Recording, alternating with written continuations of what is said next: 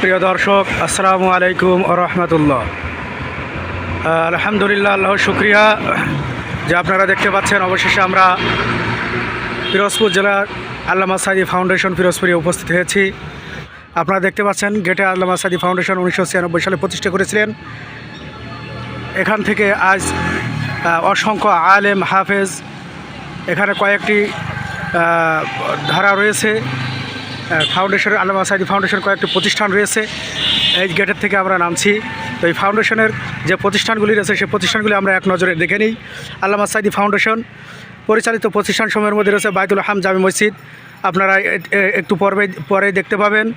পরে আছে Tafhimul Quran Alia Madrasa, Rafiq Bin Sayeed Rahmatullah Ali Madrasa, Tafhimul Quran Hifz Madrasa, Pirojpur Islamic technical and business management college, Darun Hanan এতিমখানা, আল্লামা সাঈদী রহমতুল্লাহ স্মৃতি পাঠাগার। আমরা যেগুলো এখানে শিরোনামে দেখলাম প্রতিষ্ঠানসমূহ, আমরা পর্যায়ক্রমে সবগুলো প্রতিষ্ঠান আপনাদের দেখানোর চেষ্টা করবো ইনশাআল্লাহ। আমার সাথে রয়েছে আরও দুজন, আমাদের নাজমুল হাসান আছেন এবং আব্দুর রহিম আছেন।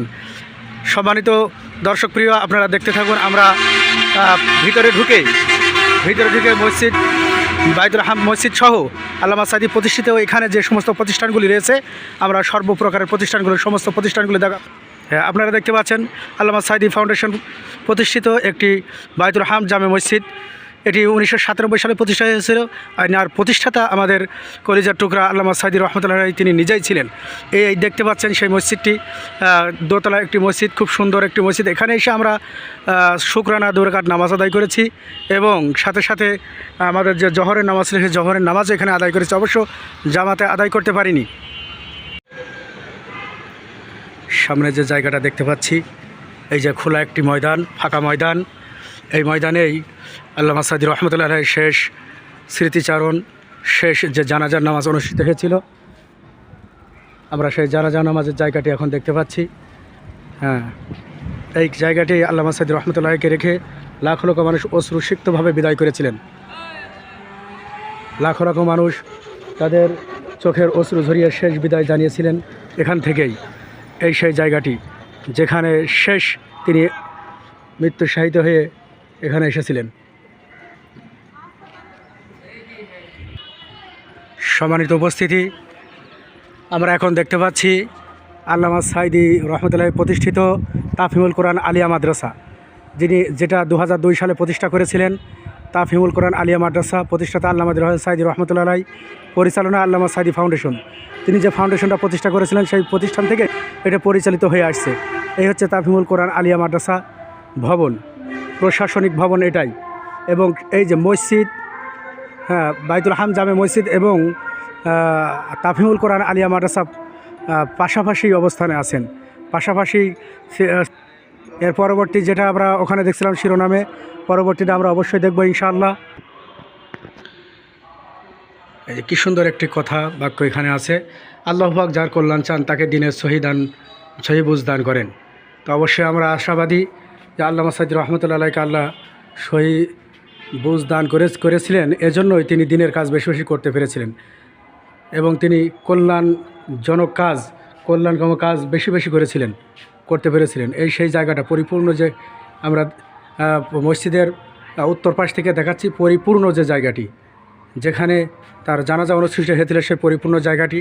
এই যে মেন রোডের সাথেই মসজিদ, তার পাশেই আছে তেনার কবর, যেখানে তার বড় সন্তান আল্লামা রফিক বিন সাঈদী রহমতুল্লাহ ঘুমিয়ে আছেন, তার পাশেই তিনি শুয়ে আছেন, তাকে দাফন করা হয়েছে। সেই জায়গাটি আপনাদের অবশ্যই আমি কিছুক্ষণের মধ্যে দেখাবো ইনশাল্লাহ। ততক্ষণ আমাদের সাথে থাকবেন, কেউ বিরক্ত বোধ করবেন না।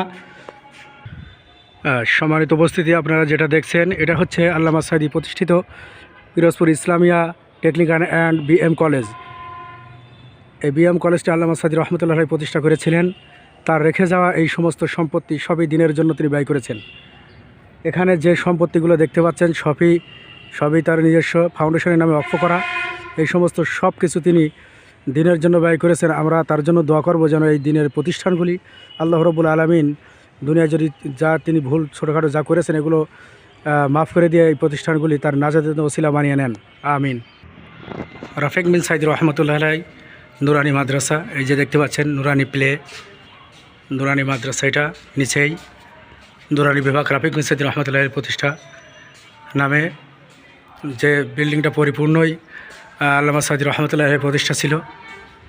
এই সেটার খুব সুন্দর এবং মনোরম পরিবেশ আমরা দেখে বুঝতে পারছি এখানে সর্বদা কোরআন এবং হাদিসের আলোকে এই সমস্ত বিল্ডিং এবং শিক্ষা দান করা হয়। এখানে এসে আমরা সেটা পরিপূর্ণভাবে বুঝতে পারছি। যেখানে আমাদের অন্যান্য প্রতিষ্ঠানগুলো দেখতে পাই যে বিভিন্ন ধরনের ছবি, জীবজন্তুর ছবি এবং অন্যান্য ছবি, সেখানে আমরা এখানে এসে আমাদের ইমানের দীপ্ত ইমান বৃদ্ধি পাওয়ার কোরআন ও হাদিস থেকে কিছু লেখা সব সময় সর্বদা সব জায়গায় সব বিল্ডিংয়েই, এই যে পরিপূর্ণ বিল্ডিংটাই প্রত্যেকটা রুমের সামনে আছে, ওই সামনে যে বিল্ডিং আছে ওখানেও, এখানে মসজিদ, সব জায়গায় আমরা দেখতে পাচ্ছি এরকম সুন্দর এবং ইসলামিক, যিনি সর্বদা ইসলামের কাজে নিজেকে নিয়োজিত করেছেন তার প্রতিষ্ঠানটা অবশ্যই ইসলামিক সব কিছুই থাকবে ইনশাআল্লাহ।